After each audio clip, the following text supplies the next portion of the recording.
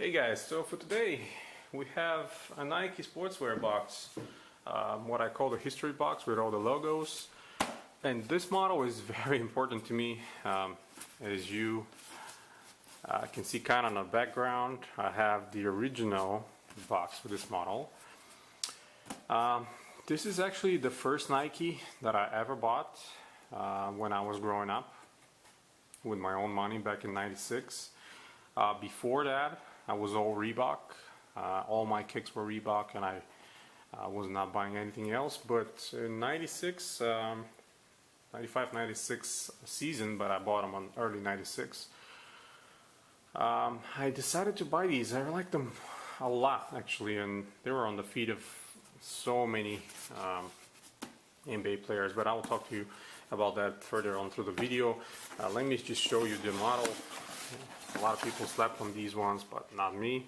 The Nike Air Way Up in the classic black and white colorway, and this is the original box that I still keep from '96. Unfortunately, the kicks are long gone. They were worn to the ground and they kind of dissolved themselves. They were so beat. Again, 8.5 size, Air Way Up in black and white colorway. I love these boxes from that era. Orange lid with the gray bottom. I think they're super clean, super nice boxes, and I hope Nike will bring them back one day. But this is, again, just the box I have. Unfortunately, the sneakers are long gone. But let me open this retro. And I bought this last year when they came out almost immediately. I love them so much. I had them back in the day, and I know all the details and the differences, so I can tell you what's the difference and what's kept the same. In my personal opinion, very, very clean look. Again, those were on the feet of Scottie Pippen and Horace Grant and Dennis Rodman.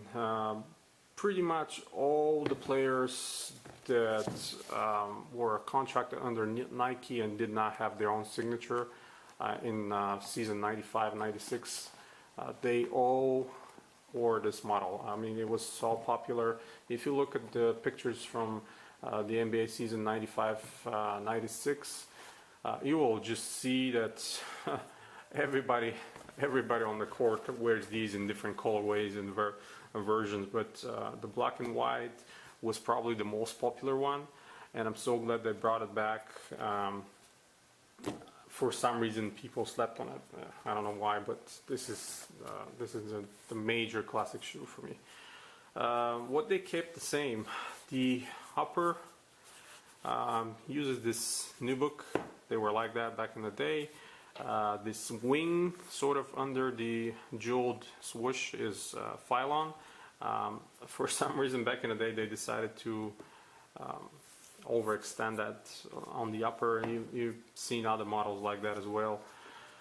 These rope laces with the white thread in them, they were exactly the same back in the day. The logo on the ton, I believe the surrounding area around the swoosh was gray colorway. This synthetic leather was the same back in the day. The one major reason I see, other than air chambers, of course, is the logo here on the outsole. On the original pair, this was gray around the swoosh. It was not black like this. The little swoosh on the toe is excellent touch. That's just how it was back in the day. The size of the air chambers are, I think, in my opinion, preserved the same. But we know, today we are using Nike's using the nitrogen, not the old gas, so they're a little bit harder. And the back side is Nike Air.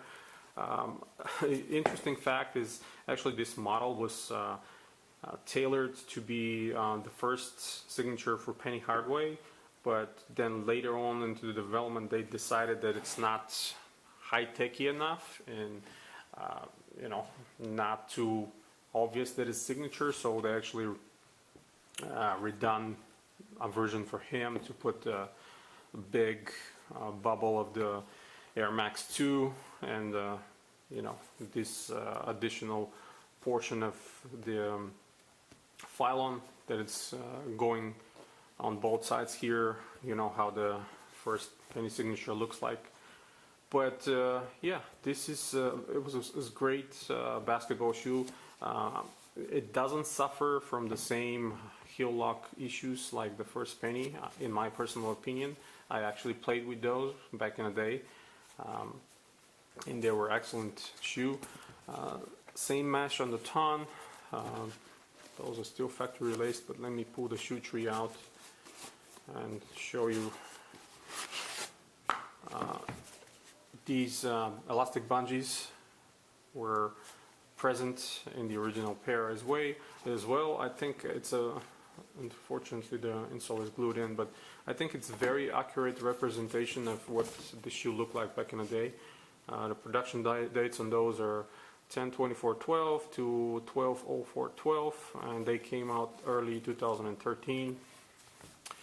And I snagged them right away, along with another original colorway that I'm going to show you later on a different video, but I definitely like that model a lot. Not only because it was my first Nike model, but you know, I wore it for like at least 3 or 4 years, and like I said, they completely fell apart on me. I was wearing them in the snow, in the winter time, and you know, towards the end of their life, the back side here, by the way, the midsole is phylon as well, and the setup was Air Max unit in the heel and encapsulated air in the forefoot.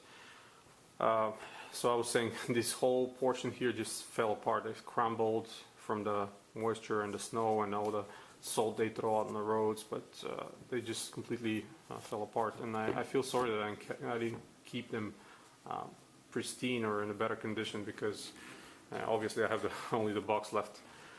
But very, very classic shoe. I love it so much. I think it's a super clean look.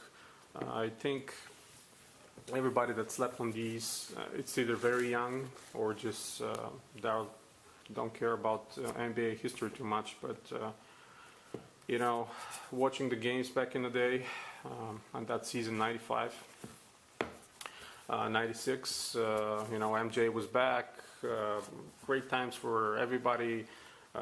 Everybody was rocking amazing shoes, and these were, you know, on the feet of legendary players. I absolutely love that fact, and it seems like kids don't care these days. But for me, it's a classic shoe. The logo on the insole, actually, at the old days was written Nike Air, similar to what's on the heel here. It was not just Nike like that, but padding is significant.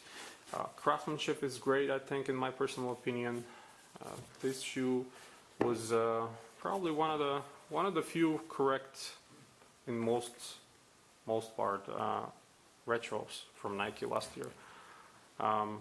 We know they destroyed some of the classics, like the Air Up and the Forces, the Air Force Max and all that, using the vac tech and all sorts of updated materials. But this was spared. I'm so happy that they didn't decide to destroy this one.